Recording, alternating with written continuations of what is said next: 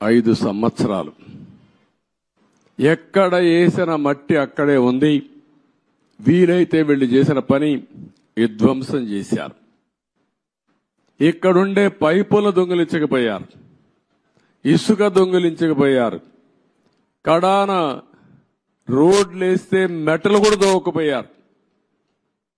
ఇది ఏ విధంగా అభివర్ణించాలో నాకైతే అర్థం కావడం లేదు.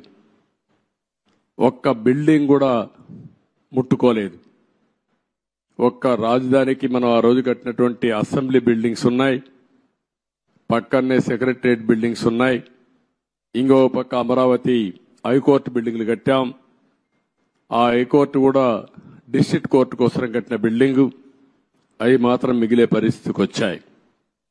ఈ యొక్క రాజధాని మనం చూస్తే దగ్గర ఈరోజు నేను అన్ని తిరిగిన తర్వాత ఇప్పుడే నాకు అర్థమైంది ఏంటంటే ఏం చేయాలని అర్థం కాని పరిస్థితి.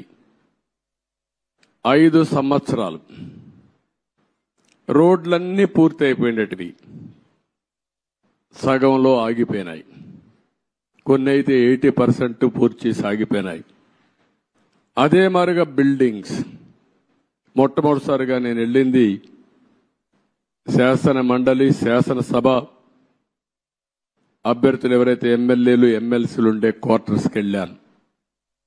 80-70% వర్క్ అంతా పూర్తయింది. మిగిలినటి ఎక్కడేసిన గొంగళ అక్కడే మిగిలిపోయింది. ఆ తర్వాత పక్కనుండే ఐఏఎస్ ఆఫీసర్స్, జూనియర్ ఆఫీసర్స్ యొక్క క్వార్టర్స్ చూశాను. అవి కూడా అక్కడే ఉన్నాయి. 70-80% పూర్తి అయింది. పక్కనుండే సెక్రటరీస్, అదే మాదిరిగా ప్రిన్సిపల్ సెక్రటరీస్ బిల్డింగ్లన్నీ ఉన్నాయి.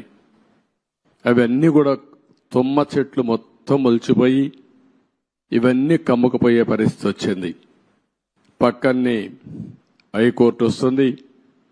అక్కడనే అడ్మినిస్ట్రేషన్ కోసం 5 టవర్స్ ని ప్రారంభించాం. ఇంకొక పక్కన అసెంబ్లీ బిల్డింగ్ వస్తుంది, దాని పక్కనే హైకోర్టు వస్తుంది. అక్కడనే జడ్జెస్ బంగ్లాలు వస్తాయి, పక్కనే ఎమ్మెల్యేలు మినిస్టర్స్ బంగ్లాలు వస్తాయి.